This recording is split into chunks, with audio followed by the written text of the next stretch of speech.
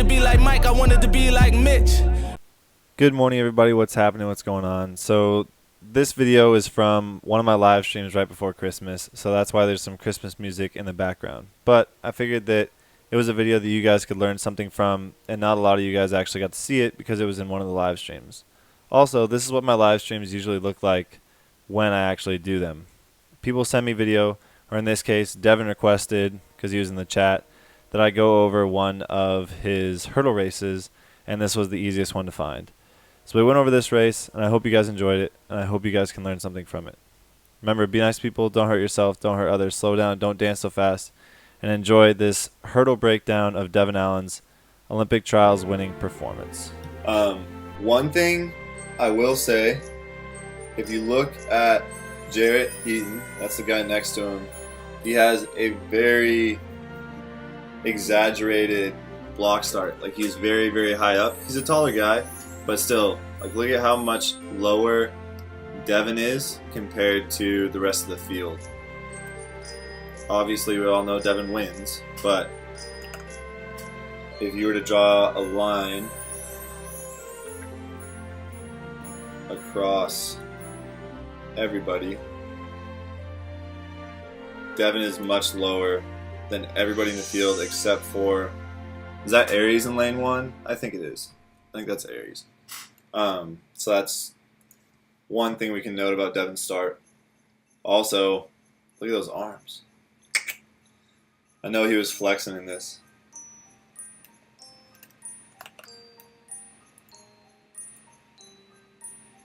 Let it roll. Devon had the fastest reaction time out of everybody.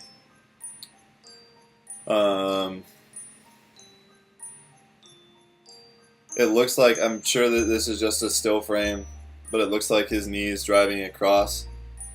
What up, Hayden?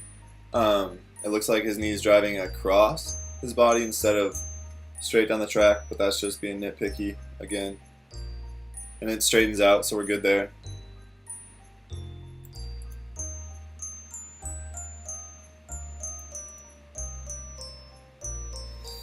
He had the fastest reaction time, but a lot of these guys 7-step. Bro, don't compliment your own arms. That's yikes. What's up, Polo? Kram, Polo. Back from the chat yesterday. But, Dev, don't compliment your own arms. That's just yikes. Sorry. Pushes big the first hurdle.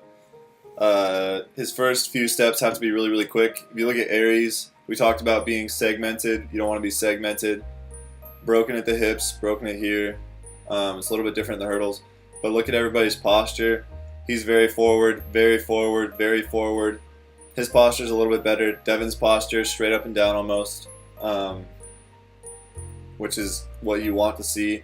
He has almost no separation in his hips, so that's no loss of energy into his hips. He's pushing it all down the track.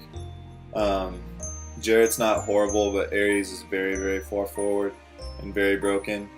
Obviously, these guys are competing at a very high level, but see how he moves into the hurdle. A little bit close on 1.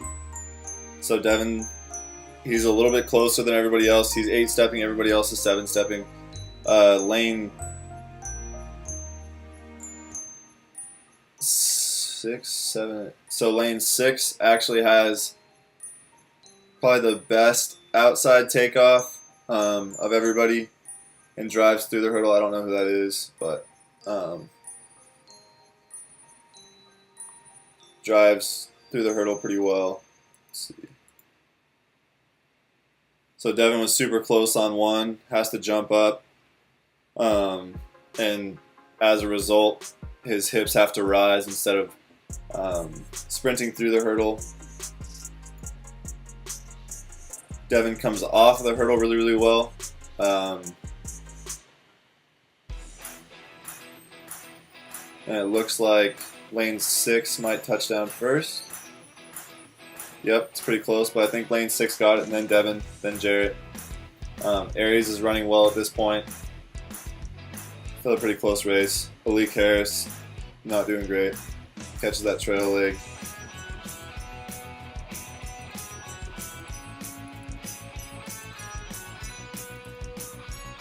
See, on this hurdle, Devon was a little bit much better with being outside, so he's actually able to stay lower and drive through the hurdle rather than popping up on it. Comes down, moves off of it very well. You look at a big guy like this or a big guy like Jarrett. Jarrett found out about it in the 2014 outdoor meet down in Sacramento. And he smacked a hurdle pretty hard. But you can still see Devon driving through the hurdle instead of, or sorry, what I meant to say was in between the hurdles. They're not necessarily taking full strides. It's super, super short, choppy strides, and then they move off the hurdle really, really well. And the sooner that they can get down on the backside of this hurdle, the more distance they have to actually sprint to the next hurdle before they have to hurdle again. And so Devon does a really, really good job of getting his lead leg down on the backside of the hurdle. And that's just due to flexibility. We talked about that, Dev, from your past races this last Diamond League.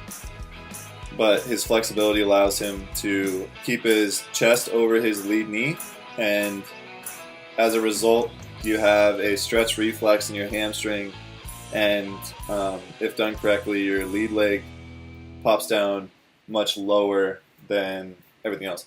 But because Devon can turn his stride over so much faster and he has a really, really quick foot speed, he can have an outside takeoff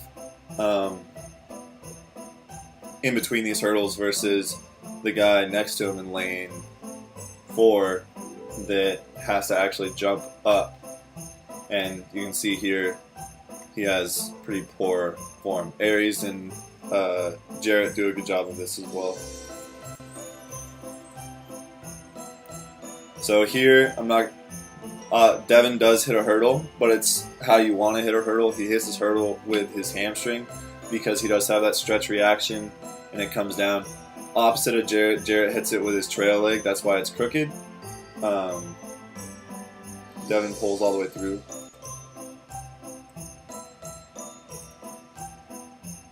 Perfect posture here, actually. Coach Rad would be very proud of this. Everything is aligned. I talk about being, like we just talked about in Spencer's video, being segmented at your hips, but here you can tell Devon doesn't really have a break at his hips. Jarrett, a little far forward. Aries is pretty good once his leg comes all the way through, but even he's like sitting down on top of that leg. And in the hurdles, you want to keep your hip height as high as possible throughout the race to get over these barriers.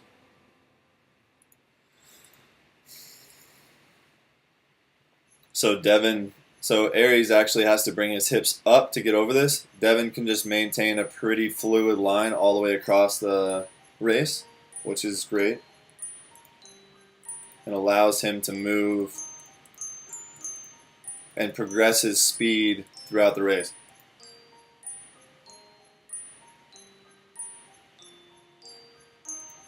So Devon is able to maintain his distance in between the hurdles more efficiently than the rest of the field, allowing him to push harder and put more power into the track, which allows him to move faster. And in the hurdles, it's less about how much force you can put into the ground and how well you can manage that force. So if you can manage that force and move yourself forward, yes, at an increased speed, but if you have to, like if you were to take Usain Bolt and put him in a hurdle race, his stride would be drastically different, would be much shorter. So when I talked about that formula, stride length times stride frequency equals your speed, then in the hurdles, your stride length is limited because you only have a set distance in between the hurdles and a set number of strides exactly. So it turns into that stride frequency, how quickly you can put your foot on the ground in between those hurdles and maintain your posture over the top of it, which Devon does probably better than most people in the world.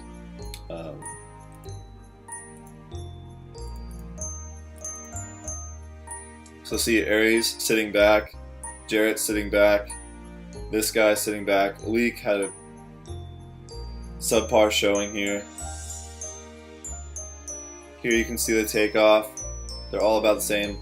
Aries is actually more outside. Jarrett, he feels pressured because Devon's next to him, so he starts hitting hurdles. Devon does a really, really good job of realizing that if he pushes, then he's actually going to end up hitting hurdles. So in a situation like this, and what Alik does as well, Alik and Jarrett, they start to press, and so their form actually deteriorates because they're not as relaxed as when they're usually running, and they're not as relaxed as when they're competing. Comes off the hurdle really well, and then you guys are about to see the best part of Devon's race is off of the last hurdle, because you can actually open up his stride.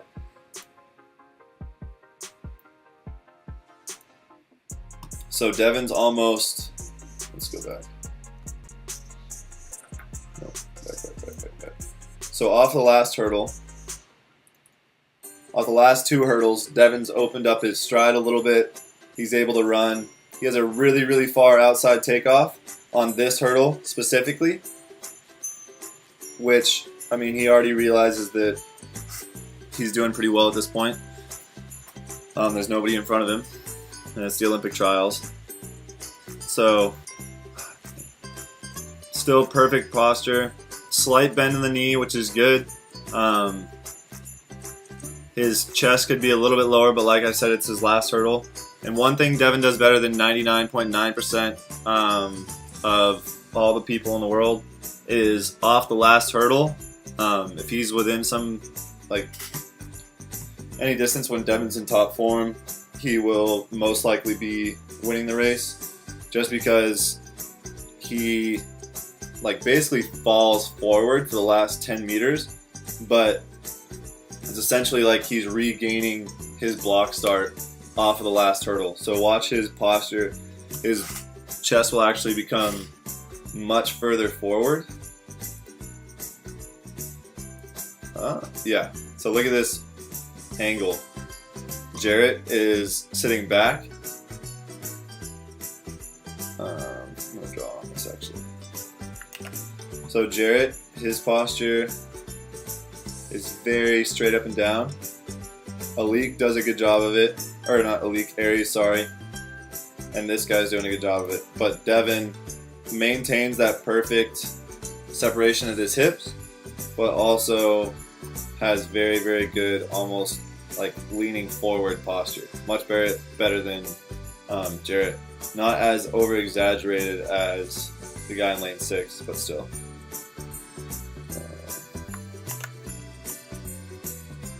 And then you guys know the result. Devon wins. And then the picture that was everywhere, that picture right there, shot from over here. Bing! Everyone goes nuts. Yeah. I went nuts. I was going crazy. And then probably one of the best celebrations of, dude, that just so cool. Anyways, 13:03, Devon's PR. Ronnie Ash was one of the guys. Ronnie Ash was the guy that fell, not Jarrett Eaton. In whatchamacallit, I think. Anyways, Devon gets the dub by a considerable margin, which is pretty cool.